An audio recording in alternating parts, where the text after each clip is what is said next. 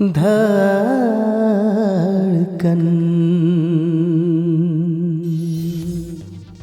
तैँले जतिसुकै ठुलो कुरा गरे पनि जातको विषय न हिजो सोच परिवर्तन भयो न आज परिवर्तन हुन्छ न भोलि नै परिवर्तन हुनेछ। त जस्तो पढे लेखेको मान्छेले यस्तो कुरा गर्छस् भने अझै पनि गाउँमा अशिक्षित मान्छेहरू धेरै छन्। तिनीहरूले के बुझ्छन्, तिनीहरूबाट के आश गर्ने भन् त? तैँले जातीय विभेद अन्त्य गर्छु भनेर कति लडाइँ लडी, के तैँ कुनै लडाइँ जितेस्? जातीय विभेद अन्त्य गर्न त्यति सजिलो हुन्थ्यो भने रुकुममा त्यो घटना घट्दैन थियो, अछाममा त्यो घटना घट्दैन थियो, अनि अहिले जुन सहरमा भइरहेको विभेदहरू ती कुनै पनि हुँदैन थियो होला। गाह्रो काम हो, च्यालेन्जिङ काम हो। तर मैले अहिले पनि हार मानेको छैन। म हार मान्दिनँ पनि, असफल छु। तर हिम्मत हारेर असफल हुन्छु भनेर बस्दिनँ।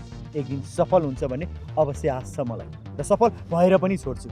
हेर प्रेम, त पनि ठुलो जातको म पनि ठुलो जातको, दलितलाई सधैँ दबाएर राख्नुपर्छ। हामी बराबरी आउन दिनुहुन्न। दलितलाई दबाएर के पाउँछस्? के चाहिँ पाइन्छ? बरु उनीहरूलाई आफू बराबर सोचिस् भने भगवान्को नजरमा पनि तैँले पुण्यको काम गरेको हुन्छ। तर दलितलाई दबाएर पाप गरिरहेको छस् तैँले। त्यो पापबाट मुक्त हो। सोच, राम्रोसँग सोच, पढेका कुरा सोच। हो, क्लासमा पढाएको थियो नि, होइन? छुवाछुत गर्नु हुँदैन, विभेद गर्नु हुँदैन भनेर शिक्षकले पढाएका ती कुराहरू बिर्सिस्? शिक्षकले पढाए, तर त्यही शिक्षकले छुट्टी भएपछि बाहिर निस्केर दलितलाई छुवाछुत गरेको यही आँखाले देखेको छ। किताबमा लेखिएको छ, विचारमा छ। तर मान्छेको सोचमा अझै पनि दलितलाई दलित जस्तै व्यवहार गर्नुपर्छ भन्ने छ। त्यो सोच त हामी जस्ता युवाले मेटाउनुपर्छ। जब युवा मिल्छौँ नि, त्यसपछि सबैको सोच परिवर्तन हुन्छ। तर हामीले अहिले दलितलाई दलित जस्तो व्यवहार गऱ्यौँ भने हाम्रा सन्ततिले पनि त्यही सिक्छन्, अनि यो छुवाछुत कहिले अन्त्य हुन्छ? कहिले पनि अन्त्य हुँदैन। अझै पढे लेखेको भएर यस्तो कुरा नगर। घरमा तेरो मम्मीलाई पनि राम्रोसँग सम्झा। मैले त मेरो परिवारलाई सम्झाइसकेँ भने तैँले पनि त आफ्नो परिवारलाई सम्झाउन सक्छस्। सम्झा। यो समाजबाट हामी जातीय विभेद, छुवाछुत हटौँ, मिलौँ। दे हातमा हात दे। मबाट यो कदापि हुँदैन। मेरो सोच आज पनि परिवर्तन हुँदैन, भोलि पनि हुँदैन, र आउने दिनहरूमा पनि हुने छैन।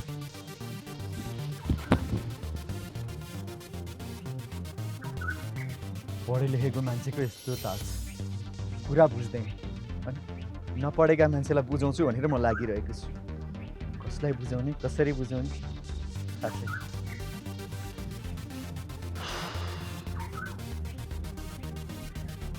यो जातीय विभेदको जन्जाल कसले सुरुवात गरेको होला, र यसलाई मेटाउने मान्छे चाहिँ को आउला? अब सबै कुरा परिवर्तन हुँदैछ देशमा। यो जातीय विभेदको कुरा पनि परिवर्तन होला कि? आशा गरौँ न है। धडकन हरेक बुधबार बेलुका 7:25 हेर्न नबिर्सिनु होला। हे भगवान्, अर्को जन्ममा त मलाई अरू मान्छे सहरै जन्म देऊ भाइ। यो दलितको जिन्दगी चाहिँ नदेऊ भाइ भगवान्। गर्न गएछ? गर्नु त आएको छैन नि बाबु घरमा। तिमीहरूको कारण हाम्रो घरको मान सम्मान इज्जत माटोमा मिल्न थालिसक्यो। दलित भएपछि आफ्नो ठाउँमा बस्नुपर्छ भन्ने थाहा छैन? हामीले त्यस्तो नराम्रो के चाहिँ गरेका छौँ र? हामी आफ्नै ठाउँमा बाँचिरहेका छौँ, अनि हामी दलितलाई किन यस्तो व्यवहार गर्नुहुन्छ? के हामी मान्छे होइनौँ र? मान्छे हो, तर तल्लो जातको। जात जात जात, के हामी मान्छे होइनौँ र? हाम्रो रगत चाहिँ रातो छैन, कालो छ र? ए, अब हामीसँग मुखै लाग्ने पनि भइ छैन? आफ्नो औकात बिर्सिस्? बिर्सेको छैन बाबु, तर हामी दलितलाई आएर त दलित भन्दाखेरि यो मन दुख्छ हामीलाई। अनि दलितलाई दलित नभने के भन्नु त? मान्छेलाई मान्छे जस्तो व्यवहार गर्न सिक्नुहोस्, नत्र पछि पछुताउनु पर्ला। ए, अब मलाई धम्की पनि दिने भइ छैन? अहिलेसम्म बुढी मान्छे भनेर चुप लागेर बसेको थिएँ, अब म चुप लागेर बस्दिनँ। छोड मलाई, छोड मलाई। के गर्नु भएको मेरो आमा? छोडिदिनुहोस्। ए, अहिलेसम्म त यहाँ लुकेर बसेको थिइस्, तर अब म छोड्दिनँ। के गरेको यो? छोड छोड मेरो बाबुलाई, छोड दे भने, छोड दे मेरो बाबुलाई, छोड दे, छोड दे भने, छोड दे मेरो बाबुलाई। त म कतिदेखि छोड्छु रे छोड्दे कस्तो कर्म रहेछ नि हामी दलितको सधैँ रोएर बस्नु पर्ने सधैँ रोएरै बाँच्नु पर्ने भगवान् कस्तो जन्म दियौ नि भगवान् तिमीले त्यो गीता काकीको छोरो कर्ण छ नि त्यसलाई फेरि दलित भनेर धेरैचोटि कुटपिट गरेछ कतिचोटि मसँग पनि गुहार माग्दै आएको थियो सकेसम्म त गरिरहेको छु नि तर के गर्नु आफै उनीहरूले आवाज उठाए पनि हुन्थ्यो नि खै कहिले आवाज उठाउने होइन हामीले मात्र आवाज उठाइदिएर के हुन्छ र पता नि कति सोझो छ नि है त्यही त जसले जे भने पनि भने गरेछ कसैलाई केही गर्न सक्दैन त्यही भएर नि उसले अलिक सबैले हेप्यो होला कि के गरेको गर्नलाई चल तँ बिचमा नआइज प्रेम तैँले के दलित भनेर जतिखेर पनि हेप्नुपर्छ दबाउनै पर्छ के दलित मान्छे होइन मान्छे हो तर मान्छे भएपछि मान्छेको ठाउँमा बस्नुपर्छ यसले मेरो बहिनीलाई आफ्नो मायाजालमा फसाइसकेको छ दुईजनाको मन मिल्यो एक अर्कालाई माया गरे यसमा के गल्ती गरे उनीहरूले माया गर्नु पाप हो माया गर्ने बित्तिकै यसरी घिचार लिएर हिँड्नुपर्छ माया गर्नु पाप होइन तर आफ्नो औकात बिर्सिनु पाप हो त चाहिँ ठुलो जातको भएर के चाहिँ उखालेको छस् के चाहिँ गरेको छस् ठुलो जातको भन्दा घमण्ड नगर्छ तँ पनि मान्छे होस् म पनि मान्छे हो र यो कर्ण पनि मान्छे नै हो मान्छेलाई जहिले पनि मान्छे जस्तो व्यवहार गर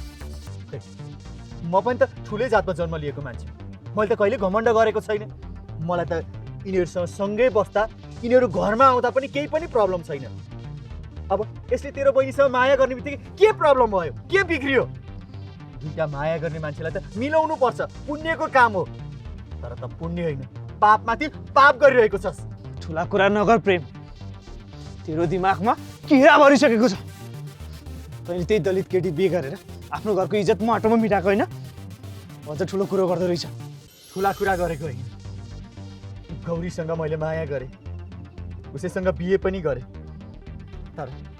तर यो समाजलाई मेरो घर परिवार कसैलाई पनि मन परेन आज गौरी अरू कसैको भइसक्यो तर मैले त गौरीसँग बिहे गरेर जातीय विभेदको अन्त्य गर्न सकिनँ तर कर्ण र सरुलाई एक गराएर जसरी भए पनि जातीय विभेदको अन्त्य गरेरै छोड्छु कसैले पनि मलाई रोक्न सक्दैन कसैले पनि सक्दैन हेर्छु म पनि कसरी मेरो बहिनी र यो कर्णेलाई एक बनाउँदो रहेछस् हेर्दै गर यो दुईटा आँखाले राम्रोसँग देख्नेछस्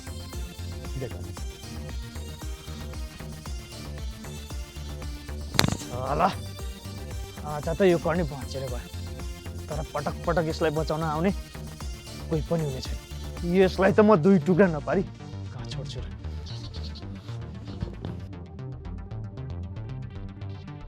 हे भगवान् हामी दलितले सधैँ रोएर बाँच्नु पर्ने कस्तो कर्म दियो भगवान् हे भगवान् सधैँ रोएरै बाँच्नु पर्ने मेरो छोरालाई कहाँ लिएर गयो होला त्यसले अब के गर्ने होला हे भगवान् के भयो उठ्नु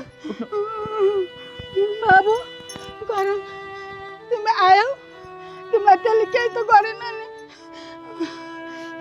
आमा चिन्ता नलिनुहोस् कर्णलाई केही पनि हुँदैन जातीय विभेद गर्ने मान्छेहरूको अन्त्य कसरी गर्नुपर्छ त्यो मैले पनि सोचिसकेको छु तपाईँ केही पनि चिन्ता नगर्नुहोस् तर अरूले हेपे भनेर दबिएर पिल्सिएर चाहिँ बस्नु हुँदैन के उनीहरूको विरुद्धमा आवाज उठाउनुपर्छ अनि कर्ण तिमी पनि सक्षम छौ किन हेपिएर बस्छौ किन पिल्सिएर बस्छौ आफ्नो विरुद्धमा आवाज उठाउनेको विरुद्धमा आफूले पनि आवाज उठाउन सक्नुपर्छ कसैले आइलाग्छ भने उनीहरूमाथि जाइ लाग्न सिक्नुपर्छ खै कसरी आइलाग्नु उनीहरूले त हामीलाई भुसना सर सम्झिन्छ हो यही भएर हेप्ने हो उनीहरूले भुस्न जस्तो सम्झेर केही हुँदैन आफू हात्ती जस्तो बन्नुपर्छ खै कसरी हात्ती जस्तो बन्नु जहिले पनि पैताला मुनि नै दबाउनु खोज्छन् दलित बनेर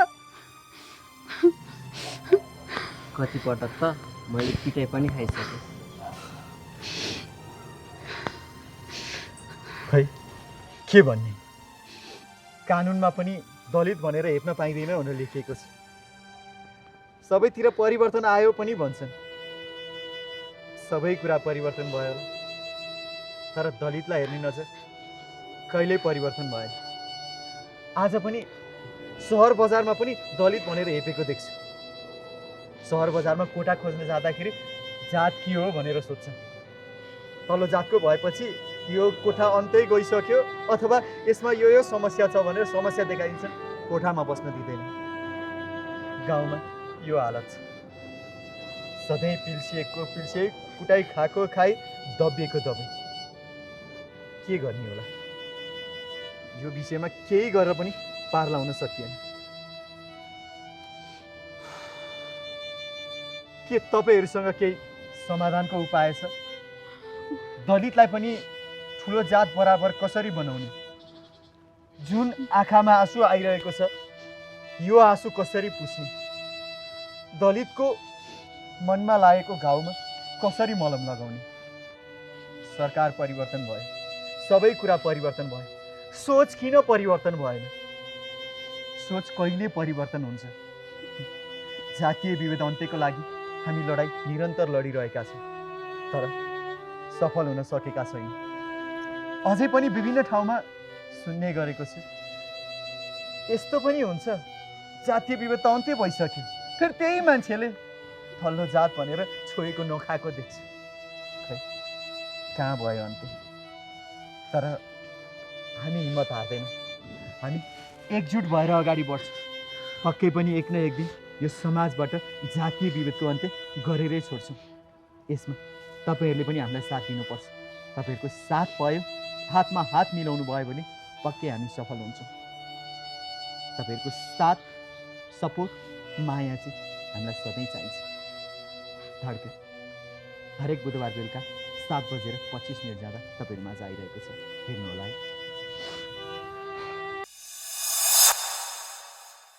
के अरे सर?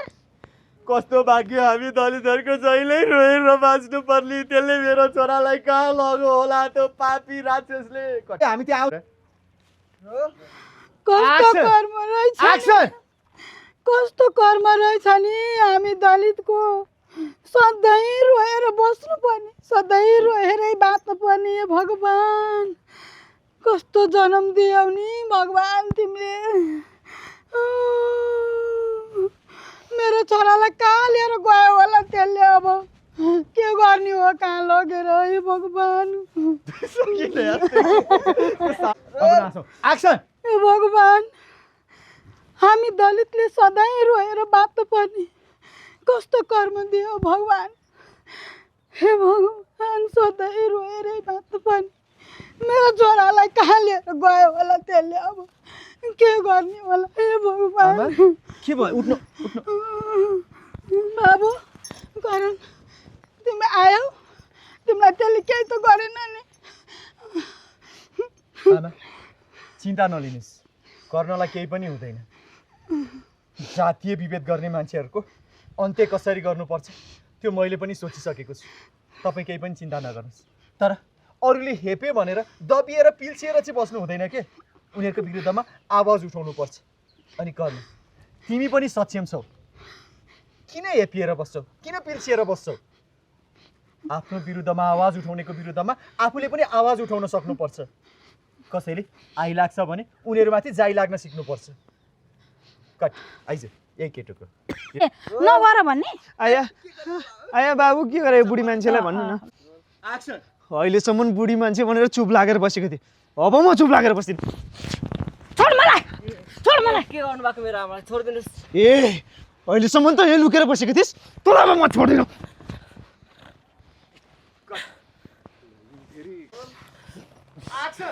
छोड दे मेरो बाबुलाई।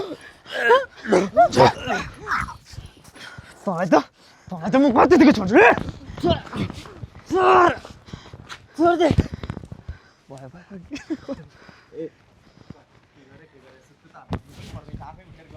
धड्कन तपाईहरूले एकादशी फिल्म्स युट्युब च्यानलमा हरेक बुधबार बेलुका 7:25 हेर्न सक्नुहुन्छ।